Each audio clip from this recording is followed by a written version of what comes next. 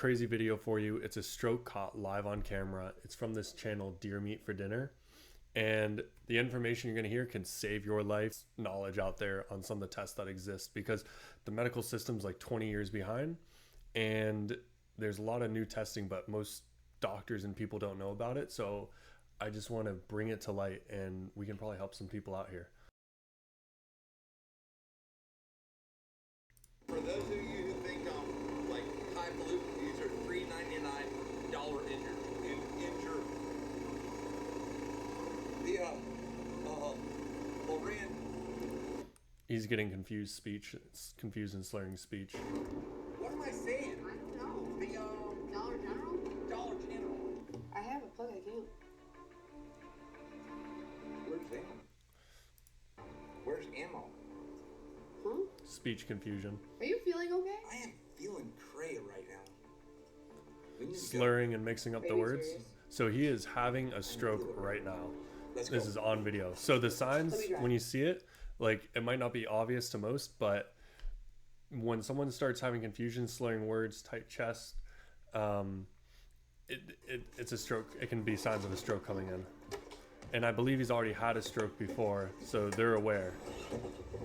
But they're going to make their way to... The ambulance.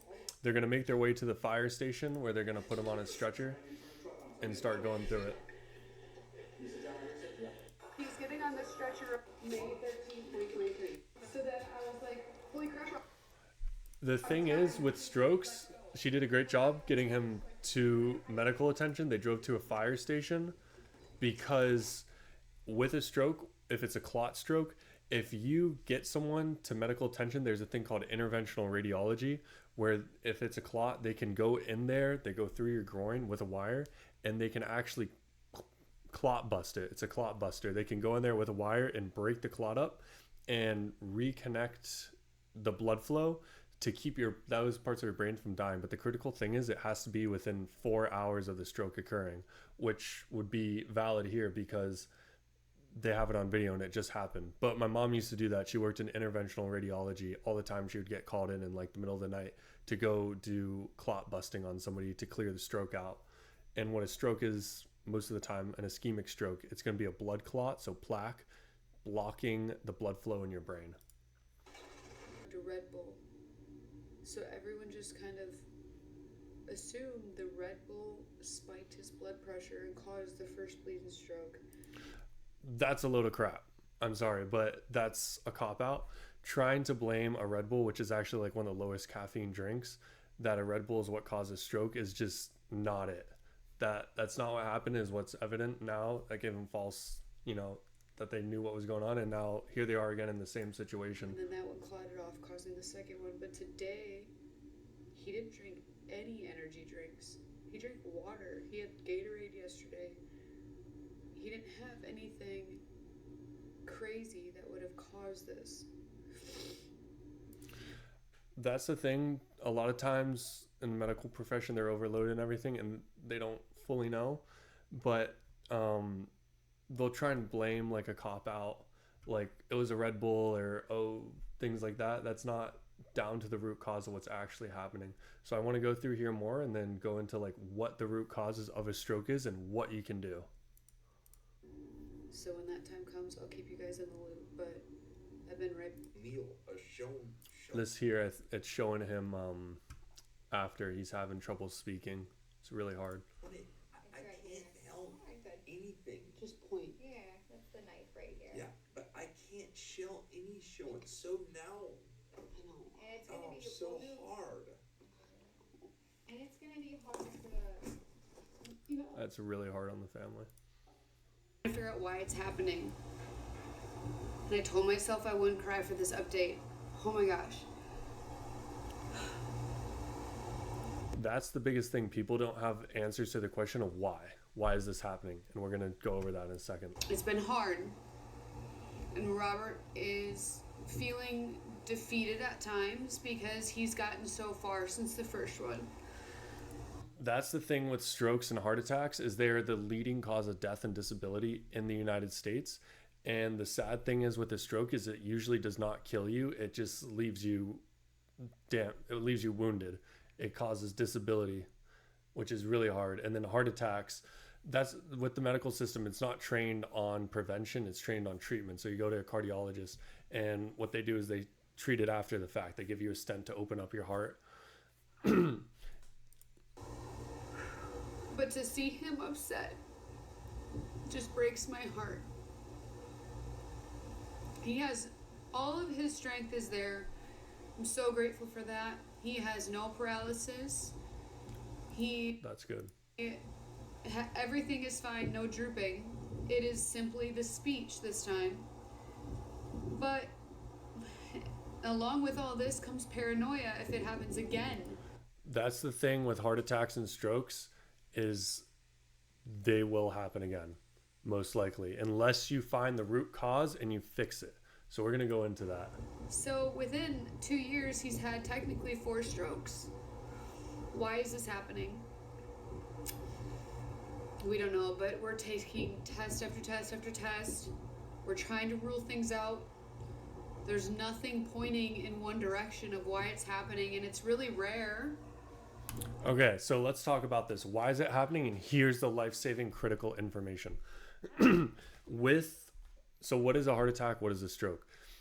With an ischemic stroke and a heart attack, you have a blood clot, which you've heard of. It's most all the time is going to be a plaque rupture. So you have plaque built up in your arteries, it ruptured. If that blockage goes to your heart, it's a heart attack. If that blockage goes to your brain and cuts off blood to your brain, it's a stroke. And what causes plaque buildup and what causes heart attacks and strokes, like what is it behind it? The root cause is inflammation. So that's what, all the science has been showing to now, but things are just late to catch up. But inflammation, is the root cause of most all diseases, but it's the root cause of heart attacks and strokes. And if he's having like an aneurysm or a hemorrhagic stroke, that's different and it is harder, but it goes into the same thing. You got to do, there's specialized genetic testing because each person's different, and you got to look into your genetics and tailor the health plan to your genetics. And the other important thing is, this is a young guy and he has kids, and his kids will need to be screened. Because you want to start early and prevent it from happening. But we'll go, what testing? So she's talking about tests that they do.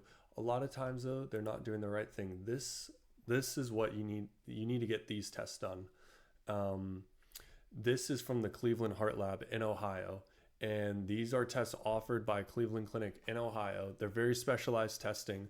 Most doctors do not know about them, and that's the problem.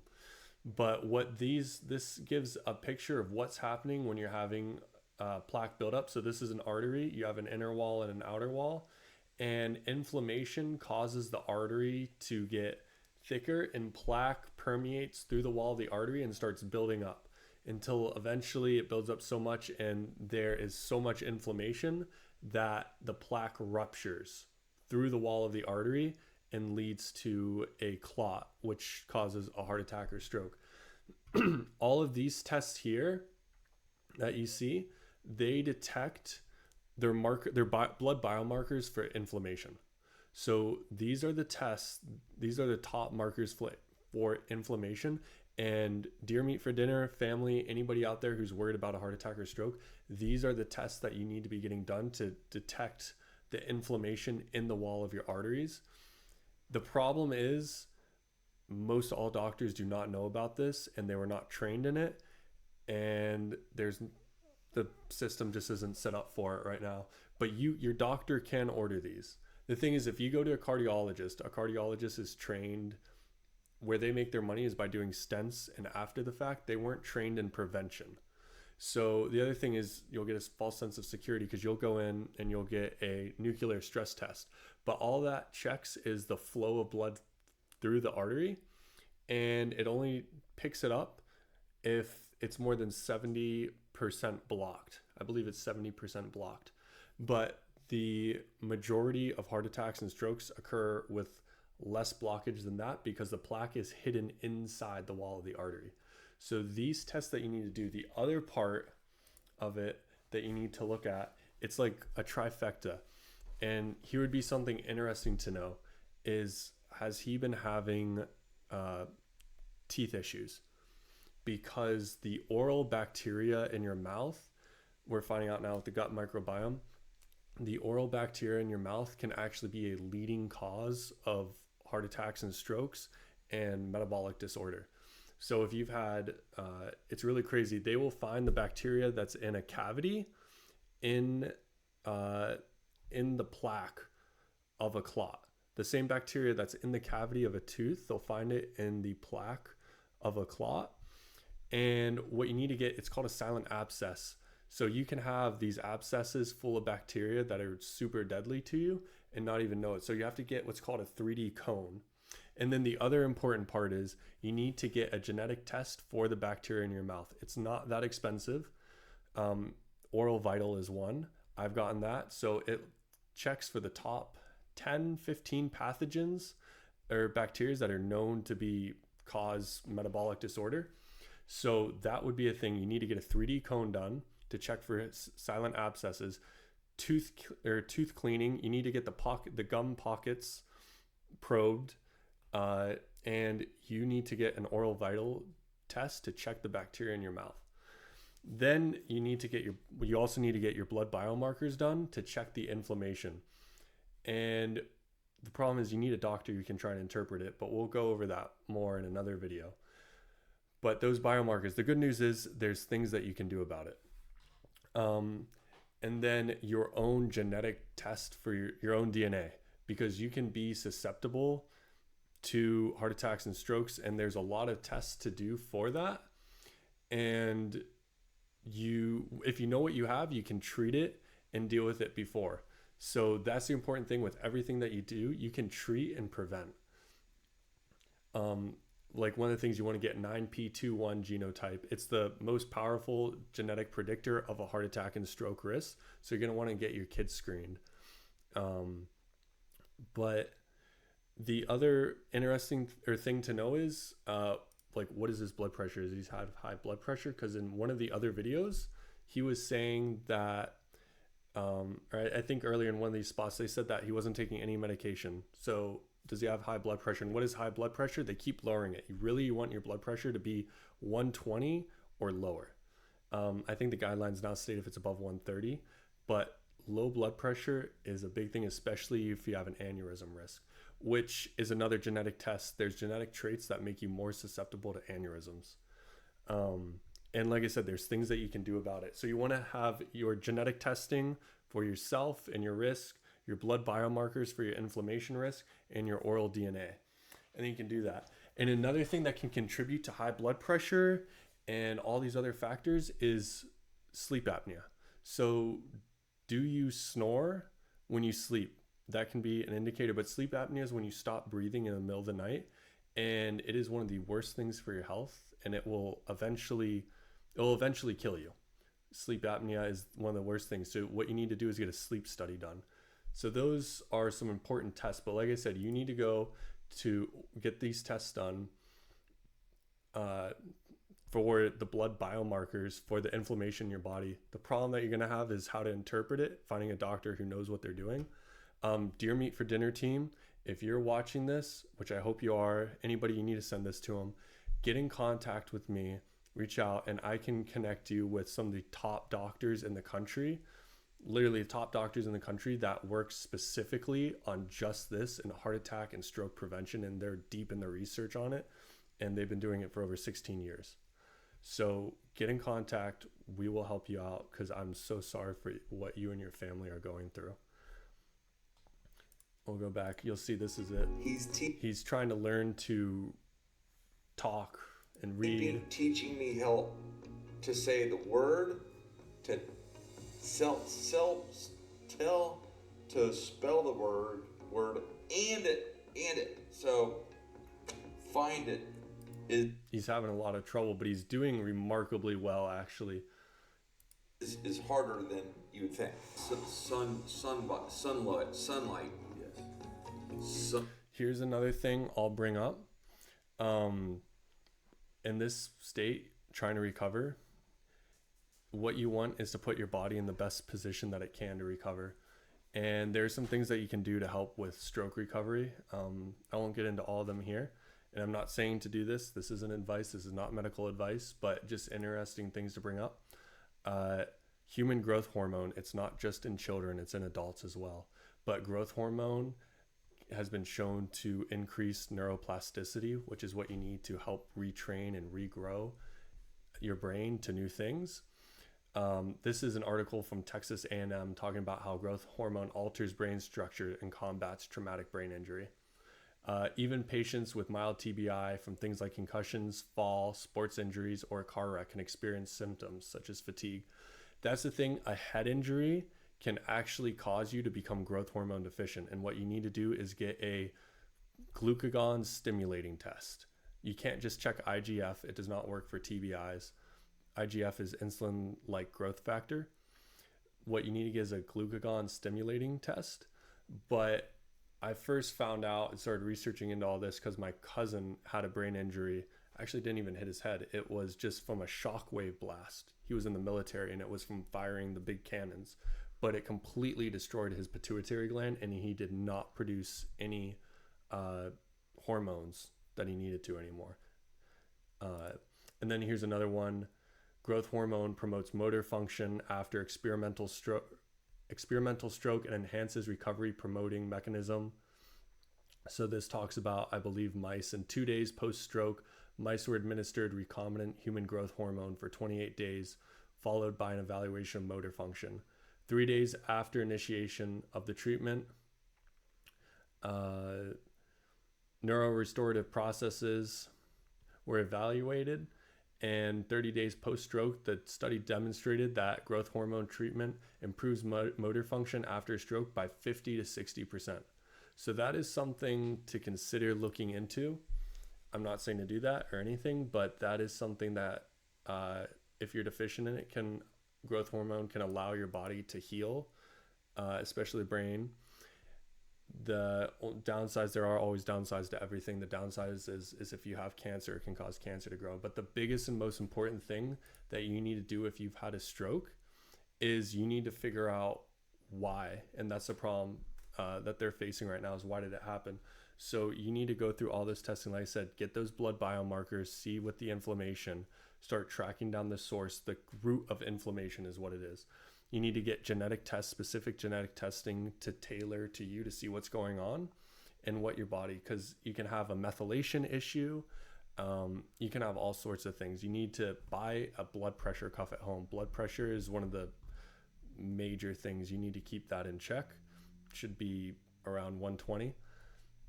And you need to check the oral DNA, the pathogens, and get a good toothbrush and brush your teeth. It sounds really stupid, like, oh, obviously, but it's one of the most important and critical things that you can do for your health. Or uncommon, I should say. A few days I've been encouraging, I haven't been breaking down, This has got to be so hard for the family. But it's great. He's doing better. What works, you know? It's really amazing Got a picture of Lauren. how quickly he's been able to recover. But Deer Meat for Dinner team, if you're out there, get in contact with me. I will help you and get you in contact with some of the best doctors that can help you figure out what's going on and try and help you. And the thing is, you can't let sit idly by, and you need to also, your kids, you need to get them tested. And by tested, you need to get some genetic testing, see what they're predisposed to if they have the heart attack risk, and you can prevent it. That's the thing. It's not just, oh, you're going to get bad news. You can test for it, and then you can change. You can do things that will prevent and help you, that will help you be healthier and greatly reduce the risk of having. So there's something you can do about it. It's not just, oh, you're going to find out bad news. Once you know what's going on, you can fix it a lot of the times. So that's something that you need to be aware of. I hope this helps everyone. This is just my short little video. I've been rambling for a little bit. But if you're Deer Meat for Dinner follower, send them this video. Let's try and get it out there, and let's try and help them. And my prayers are with this family. It's very hard what they're going through.